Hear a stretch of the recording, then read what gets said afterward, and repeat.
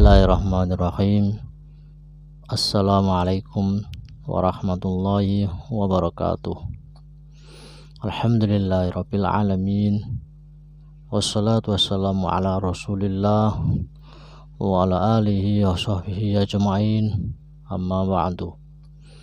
Kaum muslimin yang dirahmati Allah Subhanahu wa taala, bersyukur kepada Allah Subhanahu wa taala pada kesempatan hari ini kita bisa bertemu kembali dalam kajian pembahasan terkait asbabun nuzul, sebab-sebab turunnya ayat Al-Qur'an.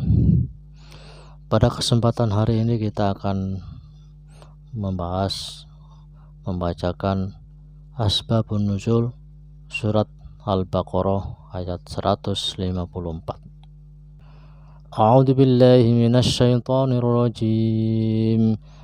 Wala taqulu liman yuqtalu fi sabilillahi amwat bal ahya'u walakin la tash'urun. Dan janganlah kamu mengatakan orang-orang yang terbunuh di jalan Allah telah mati, sebenarnya mereka hidup, tetapi kamu tidak menyadarinya.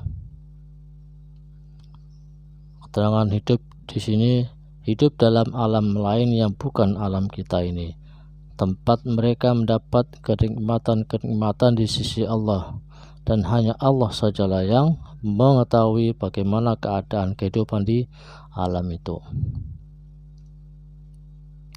Asbabun nuzul ayat ini yaitu diriwayatkan oleh Ibnu Mandah dari As-Sudi As-Sagir, dari Al-Kalbi, dari Abu Saleh, yang bersumber dari Ibnu Abbas, bahwa turunnya ayat 154 berkaitan dengan gugurnya sahabat Nabi SAW bernama Tamim ibnu Hammam pada perang Badar. Dalam peristiwa itu gugur pula para sahabat-sahabat yang lainnya. Abu Nu'aim meriwayatkan bahwa para ulama sepakat yang gugur itu adalah Umair ibnu Hammam, Umair ibnu Al-Hammam, tetapi As-Sudi keliru menyebutnya.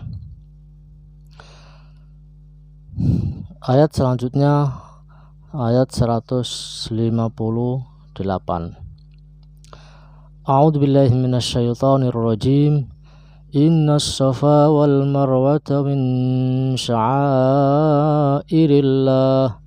Faman hajjal baita wa'tamara fala junaha 'alaihi an yattawafa bihima. Wa man tatawwa'a khairan fa innallaha syakirun 'alim. Sesungguhnya Safa dan Marwah merupakan sebagian syiar agama Allah Subhanahu wa taala. Maka barang siapa beribadah haji ke Baitullah atau berumrah, tidak ada dosa baginya mengerjakan sa'i antara keduanya. Dan barang siapa dengan kerelaan hati mengerjakan kebajikan, maka Allah Maha mensyukuri, Maha mengetahui. Keterangan: berjalan dan berlari-lari kecil 7 kali antara Safa dan Marwah ketika melakukan ibadah haji atau umrah, Allah mengungkapkan dengan perkataan tidak ada dosa, sebab sebagian sahabat merasa keberatan mengerjakan sa'i di situ karena tempat itu bekas tempat berhala. Daripada masa jahiliyah pun tempat itu digunakan sebagai tempat sa'i. Untuk menghilangkan rasa keberatan itu, Allah menurunkan ayat ini. Keterangan selanjutnya, Allah mensyukuri hambanya, memberi pahala terhadap amalnya, memanfaatkan kesalahannya, menambah nikmatnya, dan sebagainya. Adapun asbabun nuzul dari ayat ini adalah dari Urwah yang bersumber dari Aisyah As-Sayyikhani dan yang lainnya meriwayatkan bahwa Urwah bertanya kepada Aisyah, bagaimana pendapatmu tentang firman Allah, Innas Safa wal Marwata, dan seterusnya, surat Al-Baqarah ayat 158. Menurut pendapatku, ayat ini menegaskan bahwa orang yang tidak tawaf di kedua tempat itu tidak berdosa. Aisyah menjawab, sebenarnya takwilmu atau interpretasimu itu, hai anak saudaraku, tidaklah benar. Akan tetapi ayat ini turun mengenai kaum Ansor. Sebelum masuk Islam, mereka mengadakan upacara keagamaan kepada Manat. Mereka bertanya kepada Rasulullah Shallallahu Alaihi Wasallam, wahai Rasulullah, pada zaman jahiliyah kami keberatan untuk tawaf atau Safa dan Marwah. Diriwayatkan oleh Al-Bukhari bersumber dari Asim ibnu Sulaiman bahwa Asim ibnu Sulaiman bertanya kepada Anas tentang Safa dan Marwah. Anas berkata, kami mendapat bahwa tawaf antara Safa dan Marwah adalah upacara pada zaman jahiliyah. Ketika Islam datang, kami tidak melakukannya lagi. Atas peristiwa ini turunlah ayat 158 yang menegaskan hukum sa'i dalam Islam.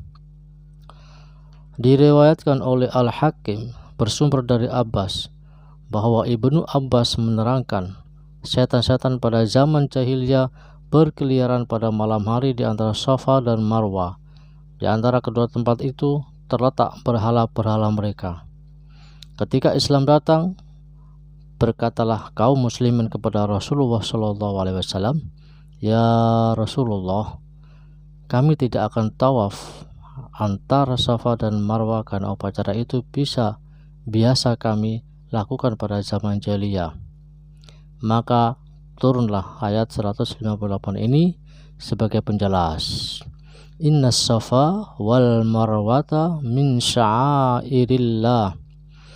Sesungguhnya Safa dan Marwah merupakan sebagian syiar agama Islam atau syiar agama Allah. Faman hajjal baita aw i'tamara fala junaha alaihi, maka barang siapa beribadah haji ke Baitullah atau berumrah, tidak ada dosa baginya menjalankan sa'i, mengerjakan sa'i. Ayyat tawafa bihima, antara keduanya. Wa man tataw'a khairan fa innallaha syakirun alim. Dan barang siapa dengan kerelaan hati mengerjakan kebajikan, maka Allah Maha mensyukuri, Maha mengetahui. Asbabun nuzul ayat selanjutnya, ayat 159. A'udzu billahi minasyaitonir rajim.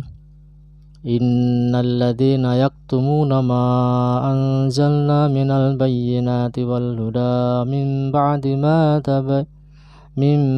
ma bayyanahu lin-nasi fil kitab ulaika yal'anuhumullahu wa yal'anuhumul la'inun.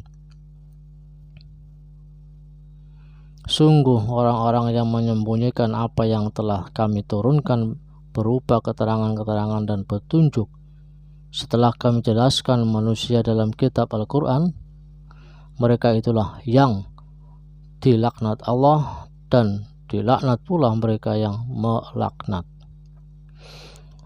Asbabun nuzulnya diriwayatkan oleh Ibnu Jarir dari Ibnu Hatim dari Sa'id atau Ikrimah bersumber dari Ibnu Abbas bahwa Mu'az ibnu Jabal, Sa'ad ibnu Mu'az dan Kharijah ibnu Zaid bertanya kepada segolongan padari Yahudi tentang beberapa hal yang terdapat di dalam Taurat.